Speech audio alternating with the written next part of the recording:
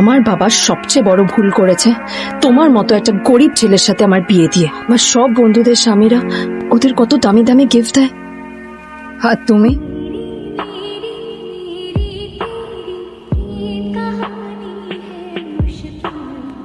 New ইয়ারে আমার একটা গিফট চাই তোমার থেকে, আর গিফট যেন দামি হয়। হ্যাঁ, মানে খুব দামি, কয়েক লাখ টাকা।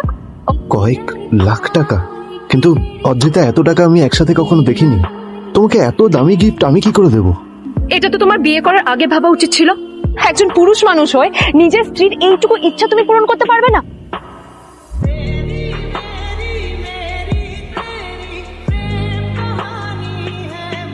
এই ফোনটা মানে এটা তো একটা স্পেশাল এডিশন, এটার দাম তো 3 কোটি টাকা। তুমি এটা পেলে কোথা থেকে? আসলে এটা অরিজিনাল নয়। আমি ওই ফোনটারই একটা কপি এনেছি। ফোনটা একটু দেখুন না প্লিজ। ওয়াও, আচ্ছা ম্যাম, আপনি কি মিস্টার রয় চৌধুরীর বন্ধু?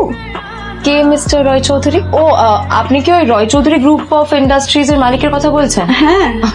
না না, আমি ওনাকে চিনি না। আমি কেন, আমার মনে হয় কেউই ওনাকে চেনে না। বড় বড় মানুষেরাই ওনা দেখা পান। অ্যাকচুয়ালি ম্যাম, আপনার হাতের এই ফোনটা আসলে এটা ফোনের স্পেশাল এডিশন। এই কাটিং, এই ডিজাইন, এই লোগো, এটা জাল করা is next to impossible.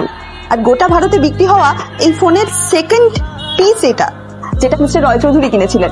Ma'am, আপনি এই ফোনটা কোথা থেকে পেলেন? তবে কি নীলই মিস্টার রয় চৌধুরী, নাকি নীল এই ফোনটা চুরি করেছে? বেকার নীলের কাছে কোটি টাকার ফোন কোথা থেকে এলো? নীলের সত্যিটা তাহলে কি? আর ও যদি সত্যি বড় লোক হয়ে থাকে, তবে ওর নিজের শ্বশুর বাড়িতে খরচামাই হয়েই বা থাকে কেন? কটা বাজে রে? আমার খুব লেট হয়ে গেছে, বুঝলি? তোরা খেল, ঠিক আছে? তোরা খেল, আমি আসছি।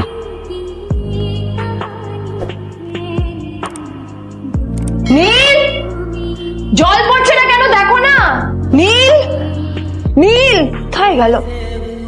নীল, নীল, নীলকে ডাকছে কেন বলতো? ওই মা তোমাকে কিছু বলে গেছে নীল? হ্যাঁ, কোথায় গেছে ও? না, আমি ওর কোনো খোঁজ খবর রাখি না। আমার একটা কথা মনে হচ্ছে, ওকে না এবার একটু শীতে করতে হবে। একটা কাজে যদি আসতো ছেলেটা, যখনই কোনো কাজের কথা বলি ভ্যানিশ হয়ে যায়। আমি ওকে বলেছিলাম R&B গোল্ডেন ডায়মন্ড থেকে আমার সেটটা নিয়ে আসতে, আনেনি। আনেনি। আজকেও ভালো করে অফিসে নিয়ে যাবো, ভ্যানিশ হয়ে গেল। কোথায় গেল কে জানে? আমার ভাগ্যে জুটেছে এরকম একটা ছেলে। দেখ, ওই অসভ্য ছেলেটার সাথে বিয়ে দিতে চাইনি। যা করেছে তোর বাবা করেছে, এটা আমার কোনো দোষ। এই যে লাট সাহেব ফিরলেন রাজকার্য করে। এদিকে এসো, তোমার ফাঁকিবাজির আলোচনাই এখানে চলছে। মা প্লিজ থাক, মা থাক, ভাল লাগছে না। এমনিতেই অফিসের জন্য আমার লেট হয়ে যাচ্ছে, আর বিজন আমার ওয়েটও করছে।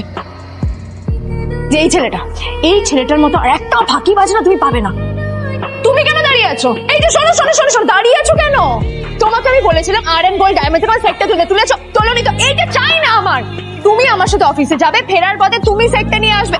তোমার জন্য সবসময় লেট হয়ে যাবে, তোমার জন্য। রক্ত লাগে। কোথায় যাচ্ছ? যা দিয়ে ওখানে রেখে এসো। হা করে দাঁড়িয়ে আছো কেন? ফাইলগুলো নিয়ে ভেতরে এসো।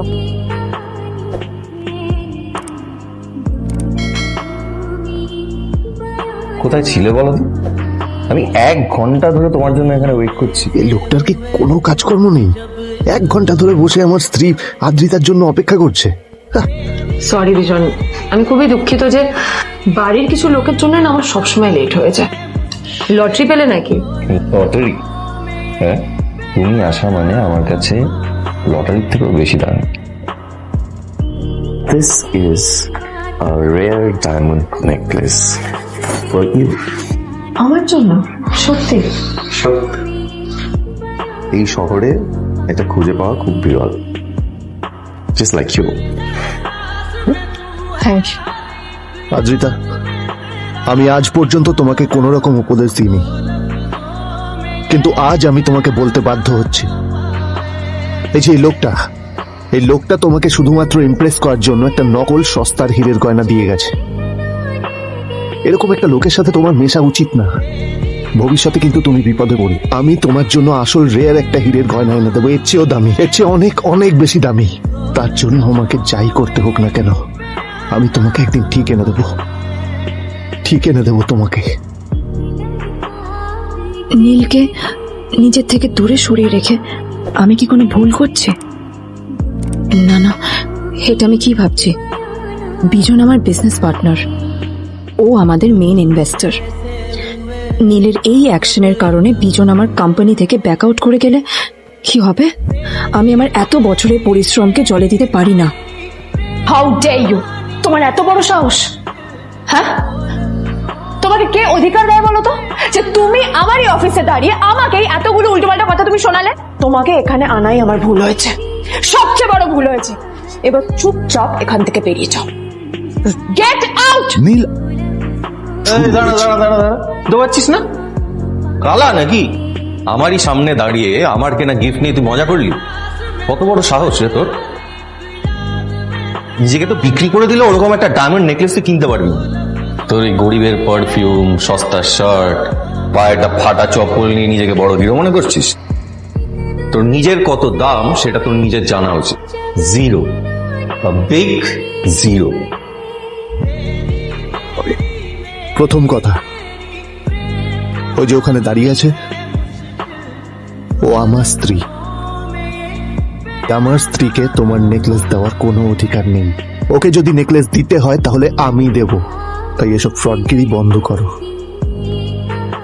আর দ্বিতীয় কথা, যার পকেটে পয়সা নেই ঝনঝন আওয়াজ করা তার মানায় না।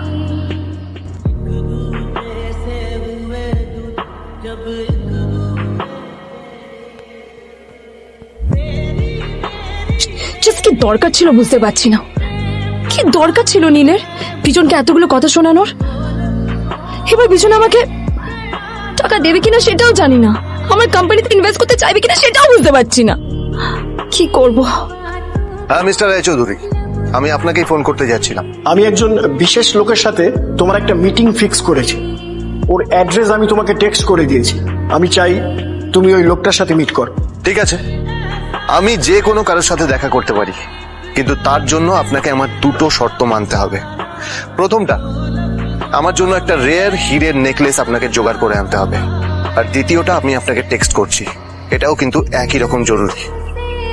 এই দুটো কাজ আপনাকে যত তাড়াতাড়ি সম্ভব করে ফেলতে হবে আমার জন্য। তোমার অ্যাকাউন্টে কিছু টাকা পাঠিয়েছি, কিছু জামা কাপড় কেন, যাতে তুমি ভদ্র সমাজে আসার যোগ্য হও। আর তোমাকে আমি স্বামীর পরিচয় দিতে লজ্জা না পাই। তোমার কারণে আমার পরিবার লজ্জা পাবে, আমি সেটা চাই না। যখনই দেখি তখনই তুমি ভিখিরির মতো ছেঁড়া ফাটা জামা কাপড় পরে থাকো।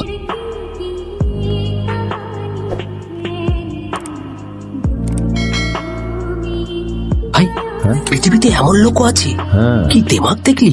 হ্যাঁ, কাজকর্ম তো কিছু করার নেই, আর কিছু করেও না। হ্যাঁ, শুধু চলে এসছে আমাদের ম্যাডামকে ডাকাতে। আরে আমি তো ভেবেছিলাম যে এর সাথে ম্যাডামের আর কোনো সম্পর্কই নেই, কিন্তু না, এখন যা দেখছি উল্টে ম্যাডামের মাথায় উঠে নাচছে। পরের কথা, 2 বছর হয়ে গেলে এদের এখনো ডিভোর্স হলো না। হ্যাঁ, আমার তো ভাবলে কিরকম অবাক যা লাগছে। বলেছিস। এই গাধাটার সাথে আমাকে বিয়ে দিলে, জীবনটা নষ্ট হয়ে গেল।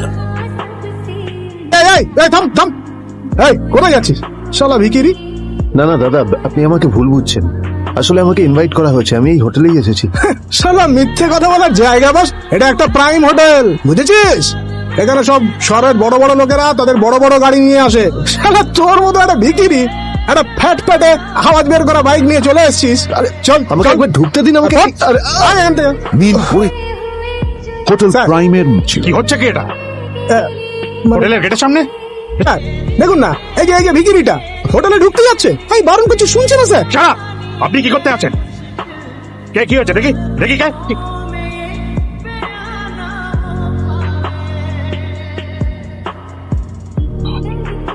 স্যার আপনি এক্সট্রিমলি সরি স্যার। আপনি আসবেন জানলে তো আমি নিজে রিসিভ করতে আসতাম আপনাকে। ছি ছি ছি। আপনি ব্যস্ত হবেন না প্লিজ। জানোই নি কে? সরি স্যার, সরি ভুল হয়ে গেছে।